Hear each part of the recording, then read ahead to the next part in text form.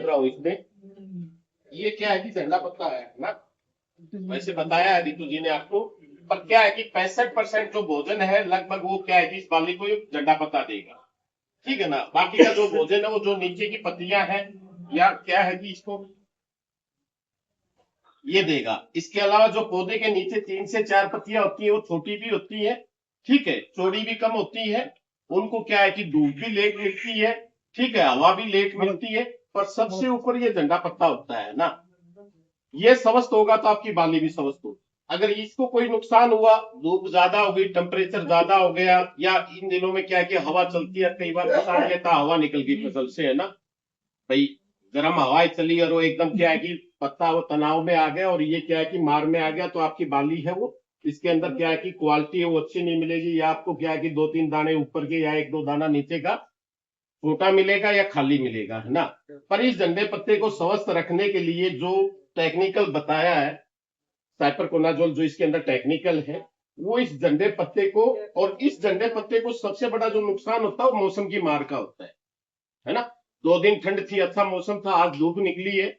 और कई बार क्या है कि हमारी चाहे अक्टूबर के एंड में बिजाई हुई, पूरे नवंबर में बिजाई हुई हो, चाहे दिसंबर एंड में बिजाई हुई है, पर क्या है कि 14 मई पे हमारी फसल है वो पक जाती है ना। अगर 14 मई से हमारी पहले फसल पकती है तो क्या है, टाइम से पहले पकेगी तो नुकसान है ना।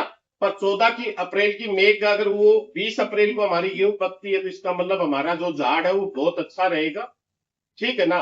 पैदावार जहां तक आपने सोचा नहीं होगा उससे भी ज्यादा आपकी पैदावार रहेगी, क्वालिटी है वो अच्छी रहेगी। और ऐसी दवाई से आप यूज करके क्या है कि 1500-2000 रुपए हम सीड पे लगाते हैं बैग परचेज करने से, अगर वो सीड भी अगली बार आप बिजाई करोगे तो क्या है कि 100% उस सीड का जर्मिनेशन होगा, कोई पैदावार में कोई नुकसान नहीं होगा।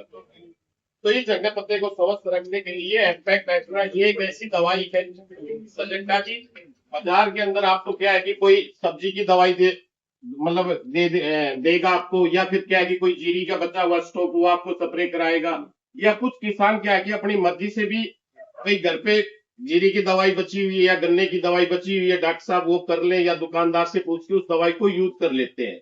पर ये एक ऐसी दवाई है जो स्पेशल गेहूं की दवाई है, और स्पेशल गेहूं पे ही मतलब जो रिसर्च टीम है उसको लेके आई है ना। तो 200 ml प्रति एकड़ के हिसाब से है। बीमारी है पीला रतुआ या करनाल बंट वो तो आएंगी ही नहीं, अगर बाई दीवा आता है तो उसको तो आने भी नहीं देगी। पर सबसे बड़ा जो इस दवाई का फायदा है वो मौसम की मार का है, ठीक है ना। देखो, दवाई 100% काम तब करेगी तब आप क्या है कि सही टाइम पे आप इस दवाई को करोगे, सही तरीके से करोगे, सही टाइम पे करोगे। 50% रोल है वो दवाई का है, 25% है वो आपका सही टाइम का है, और 25% है वो सही तरीके का है ना। तो 200 ml प्रति एकड़ के हिसाब से आपने करनी है, कोशिश करना 150 लीटर से कम पानी करे ना, 200 कर दे तो किसान बहुत बढ़िया है, क्योंकि जितना दवाई अच्छी है उतना ही क्या है कि पानी का भी रोल होता है ना। और ये दवाई है सिस्टमिक है, पौधे के अंदर जाके काम करेगी, जिससे आपका झंडा पत्ता वो स्वस्थ रहेगा, और जितना लंबे टाइम तक स्वस्थ रहेगा उतना ही आपकी फसल है वो अच्छी रहेगी, है ना, स्वस्थ रहेगी। झाड़ है वो अच्छा रहेगा। कई बार आप सोचते हैं उसका स्प्रे किया था या वो चीज हमने बरती थी तो हमारा क्या है कि झाड़ है वो बहुत ज्यादा निकला, पर ऐसा नहीं है। झाड़ अच्छा निकलेगा अगर सही टाइम पे सही तरीके से अगर आप किसान इस दवाई को यूज